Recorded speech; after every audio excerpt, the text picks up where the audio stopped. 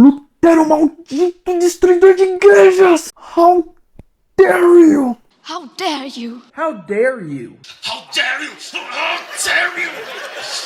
How dare you!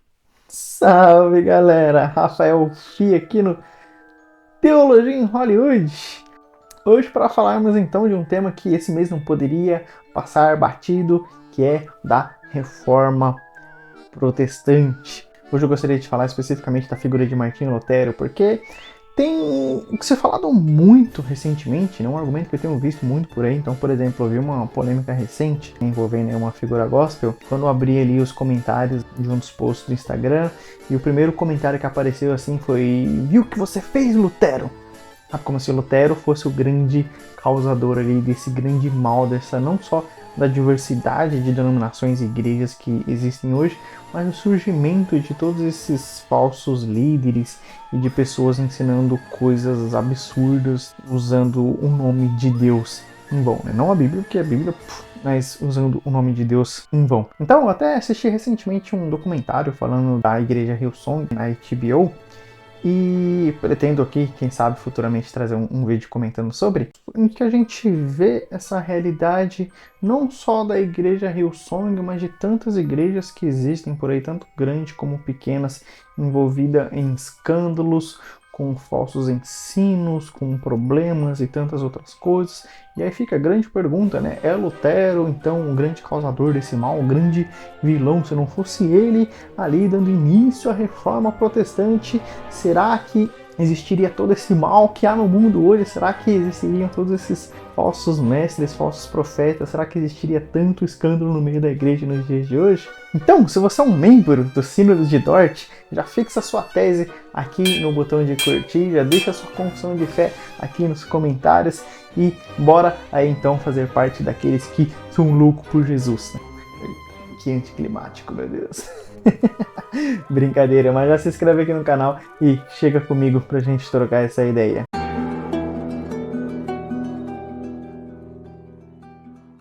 Já para deixar claro que, obviamente, aqui vai ser uma discussão bem introdutória, não vai ser uma discussão assim muito mais profunda, muito mais detalhada. Se você quiser, inclusive, uma discussão mais acadêmica sobre o assunto, eu recomendo fortemente o livro do Van Hooser, Autoridade Bíblica Pós-Reforma, que ele traz uma baita de uma discussão ali bem acadêmica, bem profunda sobre as consequências da reforma, se ela realmente dá origem a esse caos. Mas respondendo a essa pergunta, se não fosse Lutero, então as coisas não seriam como elas são hoje? E eu já respondo que se não fosse por Lutero, seria outro. Porque quando a gente analisa ali o contexto histórico da reforma, a gente chega rapidamente ali à conclusão de que houve toda uma situação específica que tornou a reforma possível, né? E Lutero, é claro, ele não foi... A gente pode dizer que não foi nem ele que deu início à reforma protestante, embora ele seja ali a principal figura, um dos grandes cabeças, talvez o que mais se destacou, mas a gente já vê ali, pelo menos um século antes, algumas pessoas se levantando ali contra a situação da igreja naquela época, contra as corrupções, contra as coisas que haviam sido feitas dentro ali do contexto eclesiástico, de pessoas que se levantavam ali contra toda aquela situação. E é claro, né, que por eles se levantarem contra a igreja, muitos deles foram eliminados pela igreja, né, por estarem ali se levantando contra a instituição tão poderosa já naquela época. Foi Lutero um daqueles que conseguiu sobreviver, né, um daqueles ali que, por conta de uma série de fatores políticos e sociais ali que favoreceram Lutero, ele dá então prosseguimento contra esse confrontamento contra a igreja. Mas ali dentro daquele contexto, nós lembramos que houve início também a um movimento, na mesma época da Reforma, do humanismo, que era justamente, que tinha como característica justamente essa volta às origens. Então, eles voltavam, estudavam ali grandes pensadores, estudavam ali documentos fundamentais, antigos, mas que eram importantíssimos ali em estudos acadêmicos e coisas do gênero e etc, né? E as fontes originais, né? Então houve esse movimento e Lutero e uma série de pessoas ali fizeram parte dessa época. Então era natural que, se não houvesse Lutero, haveria alguma outra pessoa que não só se voltou ao estudo dos pais da igreja, que falaram amplamente da graça de Deus e do Evangelho de Jesus Cristo, mas que também voltaram às próprias escrituras, às próprias sagradas escrituras, ao seu idioma original. Então, novamente, acredito que, se não fosse Lutero, por conta de todo o contexto envolvido, com certeza haveria outra pessoa que também teria esse desejo, esse anseio, como houveram, na verdade, outras pessoas que tiveram esse anseio de voltar às fontes, e não só voltar a essas fontes, mas também de torná-las acessíveis ao povo de Deus. Então, aqui já entra o meu primeiro ponto, em que é muito complicado nós vermos Lutero como um grande vilão, como uma figura malévola, por conta de que ele trouxe de volta a palavra de Deus ao seu povo, ao povo de Deus. Porque a Bíblia, naquela época, nós lembramos que ela era inacessível ao povo comum. O latim, ele já era uma língua praticamente morta, em que somente acadêmicos e estudiosos ali tinham seu conhecimento.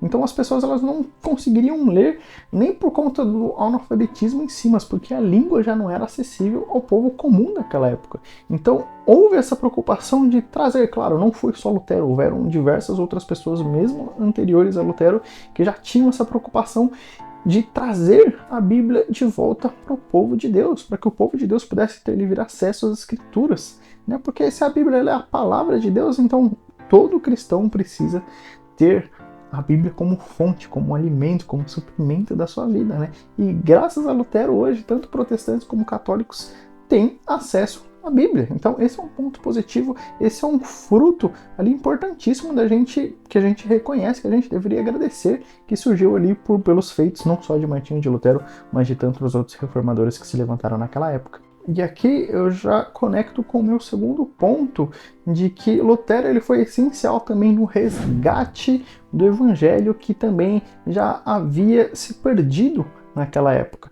Se isso é verdade nos dias de hoje, em que é tão difícil ouvir o Evangelho em muitas igrejas por aí, quem dirá na época da Reforma, em que as pessoas, ao invés de pregarem o Evangelho de Jesus Cristo, pregarem a graça salvadora que há em Jesus Cristo, elas pregavam ali um acesso a Deus por meio de, não só de boas obras, mas também de você pagar por indulgências, por objetos mágicos, em que você teria acesso à graça de Deus por meio de uma série de feitos e realizações pessoais e meios humanos e etc. E se isso é tão verdade com relação aos dias de hoje, né? Nós estudando ali a época da Reforma, algumas práticas da igreja naquela época, a gente já consegue se assemelhar com muitas coisas que acontecem nos dias de hoje, em que ali o terreno do céu sendo vendido por alguns pastores aí, em que objetos mágicos supostamente cheios de poder e unção também são vendidos por aí. Então, se isso é verdade, hoje quem dirá na época da Reforma, e ele foi essencial,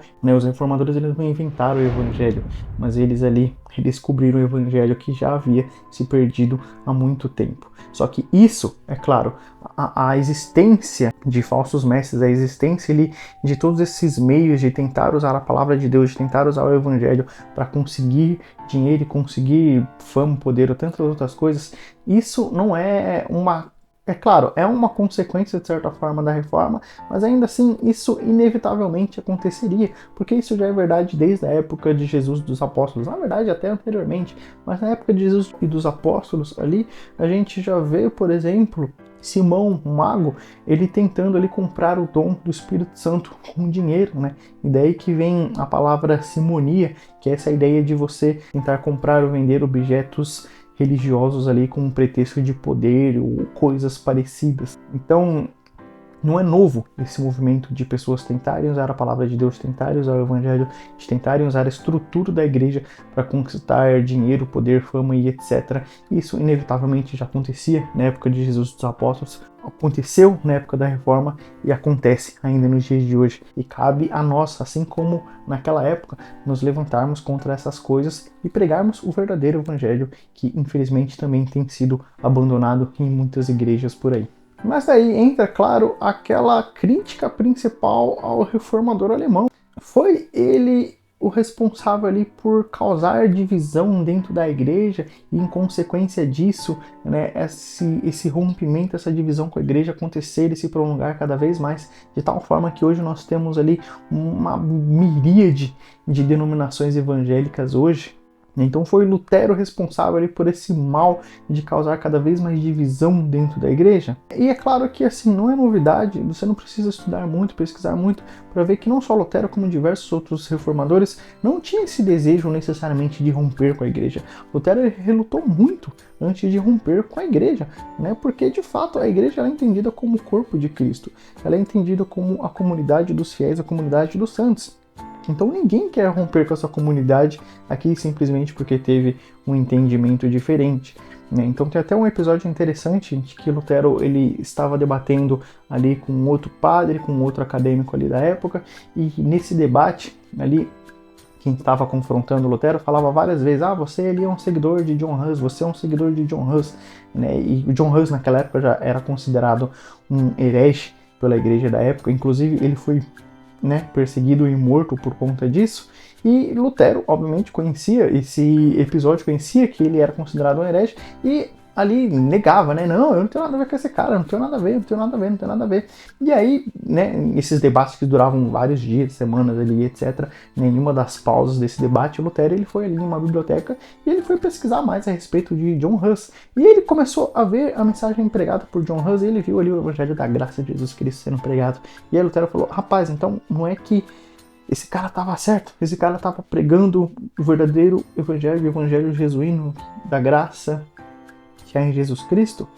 E aí fica então esse grande dilema que foi posto diante de Lutero.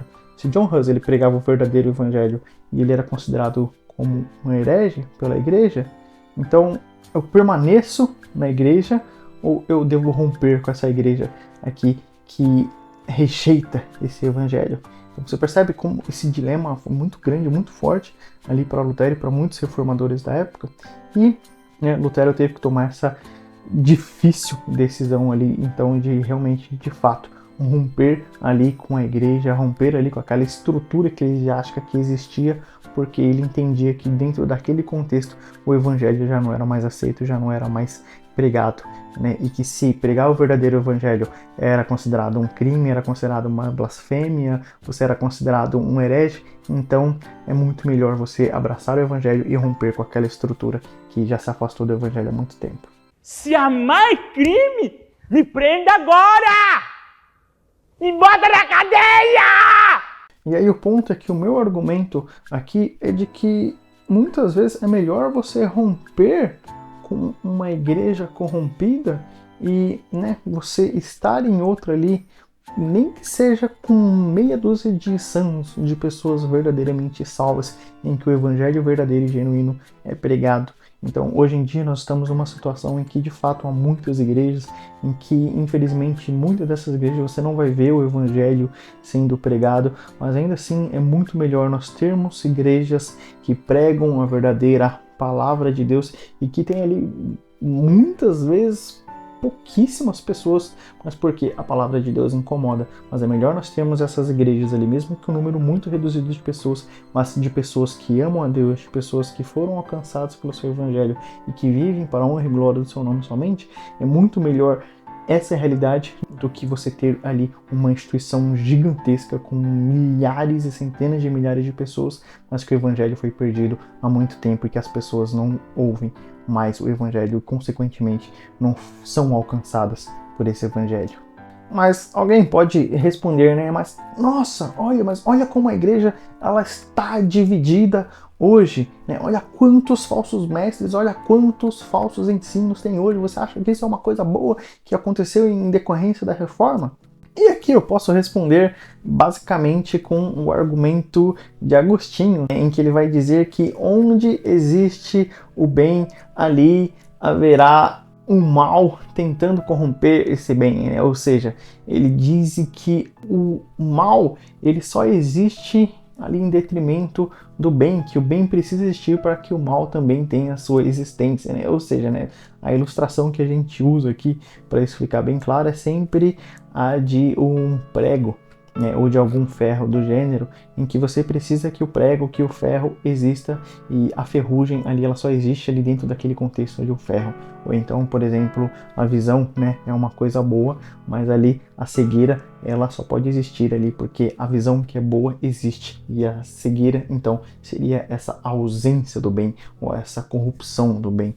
Ou seja, onde o evangelho estiver sendo pregado, onde a palavra de Deus estiver sendo entregue ao povo, sempre haverá ali distorções da palavra, né? Sempre que o evangelho verdadeiro estiver sendo pregado, sempre haverá ali a voz da serpente tentando ali distorcer a palavra de Deus. Então é natural ali que, de fato, como a própria escritura diz, que o Deus desse século sempre tentará cegar ali o entendimento das pessoas para que elas não cheguem ao verdadeiro conhecimento do evangelho. Então é natural, né? E por isso que tem até um dito bem famoso que diz que a Bíblia ela é a mãe de todas as heresias, né? O que isso quer dizer? Que o problema está nas escrituras? Não, mas onde a escritura estiver sendo pregada, sempre haverá alguém ali tentando distorcê-la, tentando corrompê-la.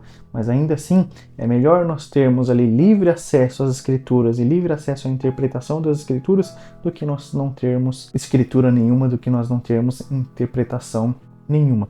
A gente não pode pegar a água suja do banho e jogar fora junto com o bebê. Mas ainda alguém também poderia contestar, né? Mas se a reforma não tivesse acontecido, nós não teríamos um número tão grande de pessoas ali ouvindo essas mentiras, ouvindo essas palavras e sendo enganadas.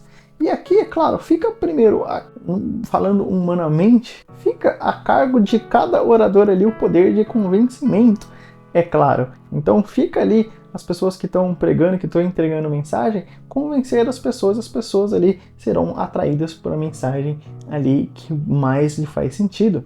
E aqui, é claro, até entra ali o argumento de Paulo e de Cristo de que haveria um tempo em que, de fato, muitas pessoas elas ouviriam coisas segundo o seu bel prazer. Então isso é profetizado nas Escrituras e é natural que acontecesse. Mas o ponto é que, ainda que se não houvessem tantas denominações hoje, ainda assim, isso não quer dizer que as pessoas estariam imunes de serem enganadas, porque existem outras religiões por aí, existem outras mensagens, outros falsos evangelhos, e eu digo falsos evangelhos não necessariamente sendo pregado apenas dentro de igrejas que se dizem cristãs, mas de outras religiões, outras matrizes religiosas, outras mensagens sendo propagadas por aí, outras divindades sendo declaradas por aí, e de que, obviamente, ainda que não tivesse diversas denominações, ainda assim haveria essa disputa ali pela palavra de Deus e as pessoas ainda estariam sendo enganadas por outras mensagens ali que estariam sempre em disputa contra o Deus verdadeiro, contra a palavra de Deus. Então, mais uma vez, esse era um resultado inevitável que não necessariamente é fruto da reforma.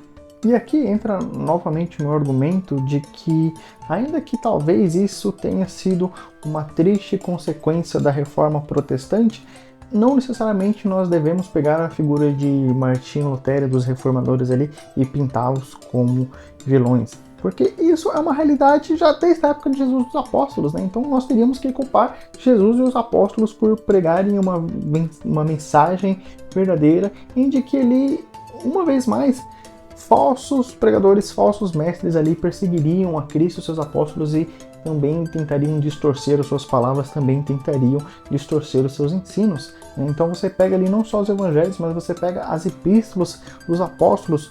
O que a gente mais vê é dessa disputa ali pelo evangelho da graça de Jesus Cristo. Então você vai ver Paulo ali e João discutindo com os gnósticos. Paulo fala ali de doutrinas de demônios que são e que seriam ensinadas dentro da igreja. João fala de pessoas que estavam na igreja, mas que na verdade nunca fizeram parte do povo de Deus. Paulo, falando para Timóteo, ele fala que Timóteo não deveria permitir determinados tipos de ensino dentro da igreja. Então, desde a época em que a palavra de Deus ainda estava sendo revelada, a Bíblia ainda estava em formação, houve esse confronto, houve essa necessidade de ruptura com aquilo que se dizia ser palavra de Deus, mas que não era. Esse movimento de romper com aquilo que alegadamente tentam parecer com a palavra de Deus, sempre houve essa necessidade. sempre houve esse espírito, não só na época de Jesus dos apóstolos, mas desde antes também, é claro, de pessoas que falsamente apareciam dizendo que entregavam uma mensagem da parte de Deus, mas que nunca fez parte do meio do povo de Deus. E por fim, eu não posso deixar de mencionar aqui também, é claro, o agir soberano do nosso Deus, o agir soberano do Senhor, em que em muitas épocas em que as trevas imperavam, em que o povo de Deus estava perdido, Deus ele levantava os seus profetas, ele levantava homens e mulheres santas ali para trazer uma vez mais o povo de volta ali para as Escrituras, de volta para os caminhos do Senhor. A gente lembra até mesmo o episódio de Elias ali, em que ele achava que ele era o único crente da sua época, o único profeta ali, o único que estava servindo ao Senhor. E muitos de nós temos essa sensação ainda hoje, em que nós parecemos ali uma pessoa perdida, isolada no meio de uma multidão de pessoas que não seguem ao Deus verdadeiro, né? E quando Elias ali ora para Deus e conversa com Deus, o que Deus responde para ele? De que ele havia separado para si 7.000 pessoas que não havia dobrado seu joelho perante Baal. Então esse é o agir soberano de Deus, sempre levantando pessoas, sempre trazendo novos momentos de avivamento no meio do seu povo. Eu acredito que nós estamos experimentando isso ainda hoje, né, com esse novo interesse pela teologia reformada, em que muitas pessoas têm se voltado às Escrituras, têm se voltado não só a pensadores, aos pais da igreja, aos reformadores e muitos pensadores cristãos ali de peso, mas têm se voltado, obviamente, às próprias Escrituras, à própria palavra de Deus. Hoje a internet ela tem sido uma ferramenta incrível para nós conhecermos ali grandes teólogos, grandes pastores, grandes homens e mulheres de Deus e aprender com eles. Se a gente for parar para pensar, ali não muito tempo atrás, você mal ouvia falar de reformadores, ali ainda era ensinado em muitas igrejas ali coisas que não se encontravam em lugar nenhum das Escrituras, que eram meramente ensinos humanos, mas que hoje tem se levantado ali um número incrível de seminaristas, né? Os seminários estão lotando mais uma vez de pessoas ali sedentas pela palavra de Deus, sedentas por aprender a palavra de Deus e por ensinar essa palavra do Senhor. Então Deus, uma vez mais, ele continua agindo, ele continua se revelando, ele continua se fazendo presente no meio do seu povo. E eu quero mencionar aqui ainda, é claro, que essa própria ideia de divisão, ela é bem questionável, porque por mais que hoje nós temos ali uma dezena ou centenas de denominação, falarmos que, por que nós não somos um só povo, por que nós temos que ter essas placas, esses títulos que só causam divisão e etc. Eu acredito que até mesmo essa ideia aqui também é uma falácia em alguns sentidos. Porque quem disse que só porque existem inúmeras denominações nós não somos um só povo, nós não somos irmãos e irmãs em Cristo Jesus? Quem foi que disse isso? Nós temos tantas denominações hoje, tem o seu lado ruim, seu lado negativo, mas nós temos um lado positivo também. O lado de que existem inúmeras igrejas pregando o Evangelho de Jesus Cristo. O Evangelho da graça de Jesus Cristo continua sendo pregado. Então, naquilo que é essencial, naquilo que é primordial, nós somos unidos, nós somos irmãos e irmãs em Cristo Jesus. O Evangelho e as doutrinas que nós chamamos de primordiais, principais, aquelas que dizem respeito à nossa salvação, ao âmago da vida cristã, todos nós concordamos a respeito da palavra de Deus, a respeito de Cristo, da sua obra, das suas naturezas, da sua salvação, do ser de Deus, da trindade do Senhor. Então tudo isso é doutrinas fundamentais, doutrinas primordiais, é aquilo que nos une. Se a gente for parar para olhar nas próprias Escrituras, Paulo, lá em Coríntios 15, ele vai trazer ali o que seria uma doutrina primordial da ressurreição de Cristo, em que essa doutrina, assim como outras doutrinas, se forem perdidas, se perde a fé cristã. Paulo vai dizer que se Cristo não ressuscitou, então comamos e bebamos, porque amanhã morreremos. E ele diz que se Cristo, ele morreu aqui e não tem mais nada depois disso, então nós somos os mais miseráveis, os mais dignos de pena. Mas a gente vai ver também Paulo lidando ali em outras cartas, como no Romanos 14, em que ele vai falar ali de um cristão forte, um cristão fraco, mas ele vai falar ali de divergências pequenas em que elas podem coexistir dentro de um mesmo ambiente eclesiástico, em que pessoas, mesmo tendo a mesma fé, ainda assim elas vão pensar diferente. E as denominações, elas refletem muito desse espírito, em de que naquilo que nós chamamos de doutrinas secundárias, muitas vezes até terciárias, pode existir ali espaço para divergências, né? Se a gente usa muita ou pouca água ali no batismo, a forma de organização da igreja, de administração da igreja, ali de liderança dentro da igreja e etc. Tudo isso é secundário, mas nós ainda somos irmãos e irmãs em Cristo. E hoje em dia isso tem se tornado muito evidente também, de que nós temos esse intercurso ali entre igrejas, entre lideranças, chamando ali pastores ali de denominações diferentes para pregarmos em nossas igrejas e etc. Porque existem pessoas ali compromissadas com a fé cristã. Tem um podcast do pastor Michael Horton que ele traz ali pastores renomados de diversas outras denominações em que ele tem uma discussão acadêmica ali muito interessante e de que são pessoas ali de denominações diferentes, mas pessoas compromissadas com a palavra de Deus, pessoas que podem sentar numa mesa e discutir ali as verdades do Evangelho, percebendo que aquilo que nos une é maior do que aquilo que nos separa. E Paulo e Barnabé vão ser ali um exemplo ilustrativo interessante do que aconteceu depois da Reforma, em que Paulo e Barnabé tiveram ali suas divergências, suas diferenças, mas ambos saíram de sua jornada missionária propagando o Evangelho de Jesus Cristo. Isso é uma ilustração perfeita do que são as denominações hoje. Temos nossas divisões, mas ainda assim propagamos o mesmo Evangelho de Cristo Jesus, ainda que com as nossas divergências. E aí entra aqui uma frasezinha que ela é dita em muitos ambientes teológicos, que ali a sua autoria não tem muita certeza ainda, mas que diz o seguinte: no essencial, unidade; nas diferenças, liberdade; mas em ambas as coisas, a caridade, o amor. Bom, é isso, gente. Fica aqui as minhas considerações sobre a figura de Martinho Lutero, sua importância para a Reforma e como que nós podemos pensar isso nos dias de hoje com essa miríade de denominações evangélicas por aí. E você, qual que é a sua opinião? Já deixa aqui nos comentários, né? Bora trocar essa ideia de maneira respeitosa, né? Já se inscreve no canal para mais análises teológicas, às vezes comentando principalmente obras cinematográficas, mas às vezes ou outra ali comentando algum evento histórico, algum evento da atualidade, às vezes trazendo uma curiosidade, alguma lição teológica pura e simples, mas bora continuar trocando essa ideia aí sobre a palavra de Deus. Fechou? Fiquem com Deus, meus irmãos, um abraço e até a próxima. Tchau!